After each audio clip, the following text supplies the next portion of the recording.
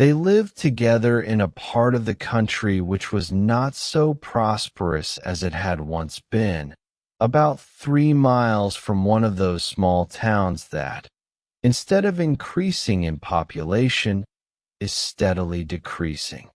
The territory was not very thickly settled, perhaps a house every other mile or so, with large areas of corn and wheat land and fallow fields that at odd seasons had been sown to timothy and clover.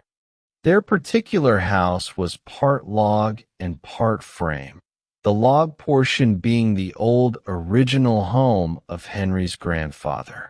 The new portion of now rain-beaten, time-worn slabs, through which the wind squeaked in the chinks at times, and which several overshadowing elms and a butternut tree made picturesque and reminiscently pathetic, but a little damp, was erected by Henry when he was 21 and just married.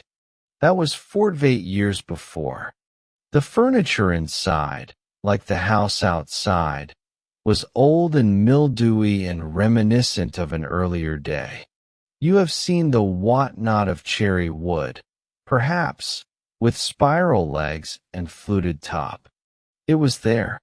The old-fashioned four-poster bed, with its ball-like protuberances and deep curving incisions, was there also, a sadly alienated descendant of an early Jacobean ancestor. The bureau of cherry was also high and wide and solidly built, but faded-looking, and with a musty odor.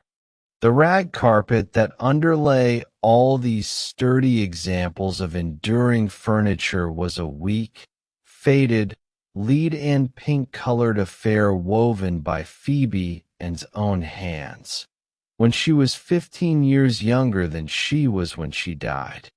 The creaky wooden loom on which it had been done now stood like a dusty, bony skeleton, along a broken rocking chair, a worm-eaten clothes press.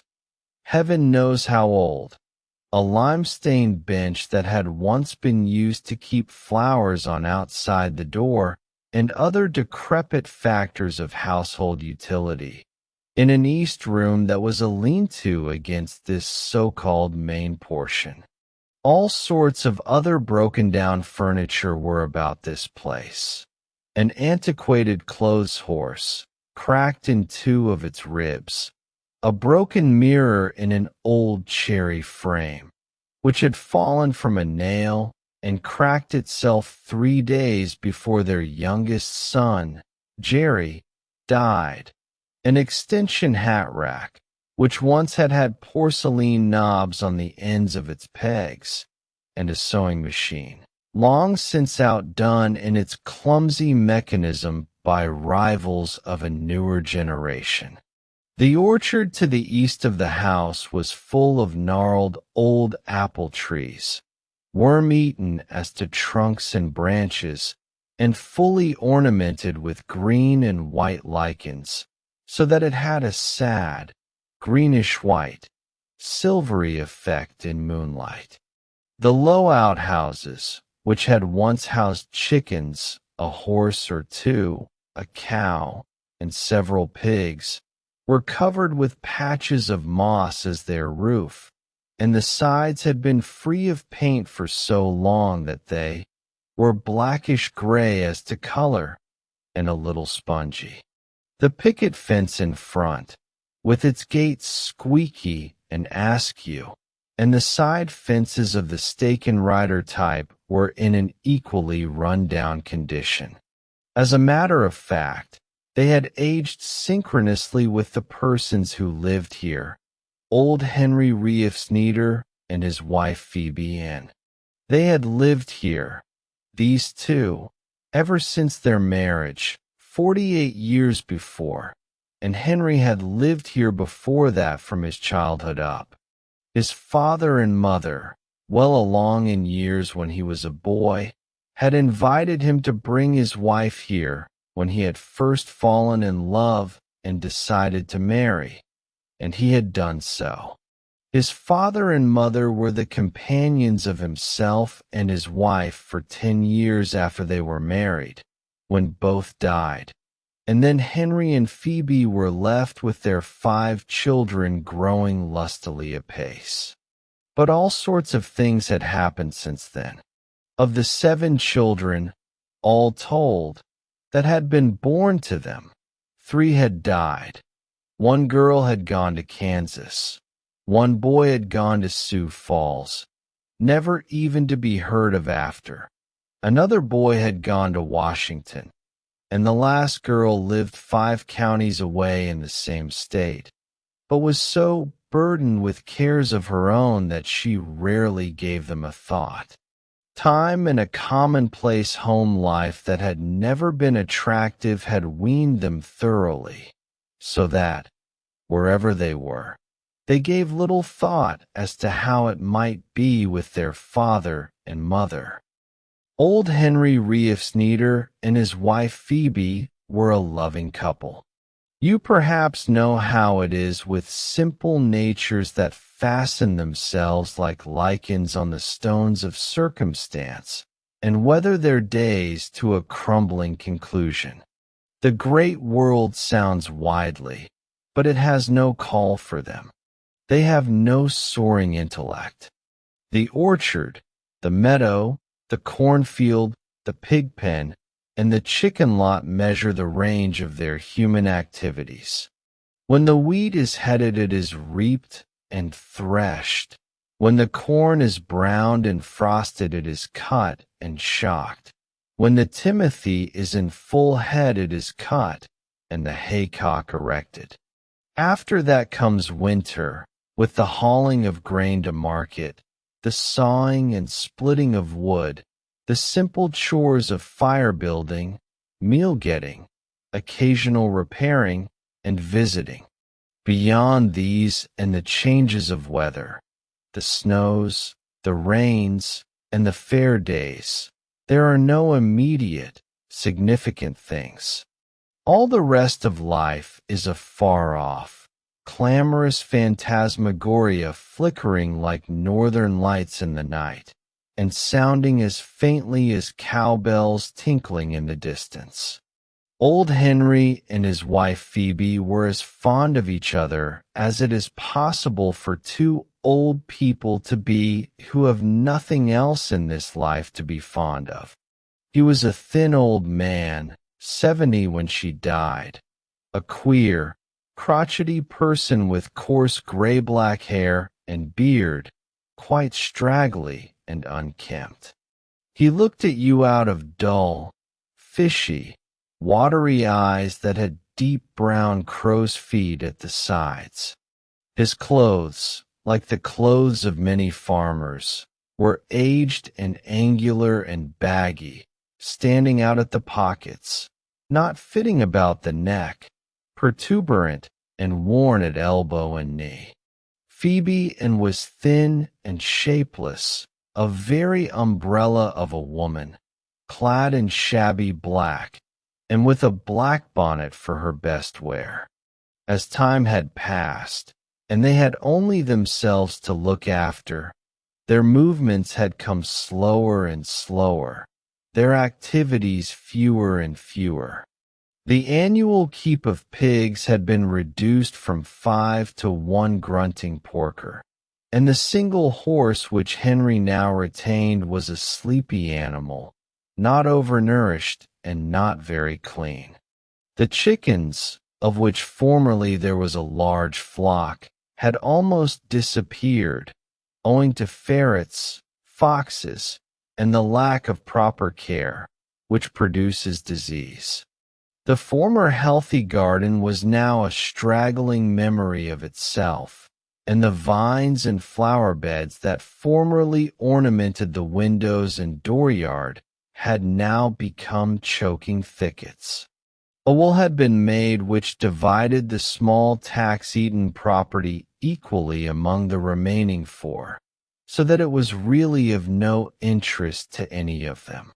Yet these 2 lived together in peace and sympathy, only that now and then old Henry would become unduly cranky, complaining almost invariably that something had been neglected or mislaid which was of no importance at all. "Phoebe, where's my corn knife? You ain't never minded to let my things alone no more. Now you hush, Henry." His wife would caution him in a cracked and squeaky voice. "If you don't, I'll leave you. I'll get up and walk out of here some day. And then where would Y be? Y ain't got anybody but me to look after you. So you just behave yourself. Your corn knife's on the mantel where it's always been unless you've gone and put it somewheres else." Old Henry, who knew his wife would never leave him in any circumstances, used to speculate at times as to what he would do if she were to die. That was the one leaving that he really feared. As he climbed on the chair at night to wind the old, long pendulumed, double-weighted clock, or went finally to the front and the back door to see that they were safely shut in, it was a comfort to know that Phoebe was there, properly ensconced on her side of the bed, and that if he stirred restlessly in the night, she would be there to ask what he wanted. It was one night, after he had looked after the front and the back door, wound the clock, blown out the light, and gone through all the self-same notions that he had indulged in for years, that he went to bed not so much to sleep as to think. It was a moonlight night, the green lichen-covered orchard just outside, and to be seen from his bed where he now lay was a silvery affair, sweetly spectral. The moon shone through the east windows, throwing the pattern of the panes on the wooden floor, and making the old furniture, to which he was accustomed, stand out dimly in the room. As usual, he had been thinking of Phoebe and the years when they had been young together, and of the children who had gone, and the poor shift he was making of his present days. The house was coming to be in a very bad state indeed. The bedclothes were in disorder and not clean, for he made a wretched shift of washing. It was a terror to him. The roof leaked, causing things, some of them, to remain damp for weeks at a time, but he was getting into that brooding state where he would accept anything rather than exert himself. He preferred to pace slowly to and fro, or to sit and think. By 12 o'clock of this particular night he was asleep, however, and by 2 had waked again. The moon by this time had shifted to a position on the western side of the house, and it now shone in through the windows of the living room and those of the while his kitchen beyond. A certain combination of furniture, a chair near a table, with his coat on it, the half-open kitchen door casting a shadow, and the position of a lamp near a paper gave him an exact representation of Phoebe leaning over the table as he had often seen her do in life. It gave him a great start. Could it be she or her ghost? He had scarcely ever believed in spirits, and still he looked at her fixedly in the feeble half-light, his old hair tingling odd at the roots, and then sat up. The figure did not move. He put his thin legs out of the bed and sat looking at her, wondering if this could really be Phoebe. They had talked of ghosts often in their lifetime, of apparitions and omens, but they had never agreed that such things could be. It had never been a part of his wife's creed that she could have a spirit that could return to walk the earth. Her afterworld was quite a different affair, a vague heaven, no less, from which the righteous did not trouble to return. Yet here she was now, bending over the table in her black skirt and gray shawl, her pale profile outlined against the moonlight. "Phoebe," he called, thrilling from head to toe and putting out one bony hand. "Have you come back?" The figure did not stir, and he arose and walked uncertainly to the door, looking at it fixedly the while. As he drew near, however, the apparition resolved itself into its primal content: his old coat over the back chair, the lamp by the paper, the half-open door. "Well," he said to himself, his mouth open, "I thought sure I saw her." And he ran his hand strangely and vaguely through his hair. The nervous tension relaxed, vanished as it had. It gave him the idea that she might return. Another night, because of this first illusion, and because his mind was now constantly on her, and he was old, he looked out of the window that was nearest his bed and commanded a hen coop and pig pen and a part of the wagon shed. And there, a faint mist exuding from the damp of the ground, he thought he saw her again. It was one of those little was of mist, one of those faint exhalations of the earth that rise in a cool night after a warm day, and flicker like small white cypresses of fog before they disappear. In life it had been a custom of hers to cross this lot from her kitchen door to the pig pen to throw in any scrap that was left from her cooking, and here she was again. He sat up and watched it strangely, doubtfully, because of his previous experience, but inclined, because of the nervous titillation that passed over his body, to believe that spirits really were, and that Phoebe, who would be concerned because of his lonely state, must be thinking about him and hence returning. What other way would she have? How otherwise could she express herself? It would be within the province of her charity so to do, and like her loving interest in him. He quivered and watched it eagerly, but a faint breath of air stirring, it wound away toward the fence and disappeared.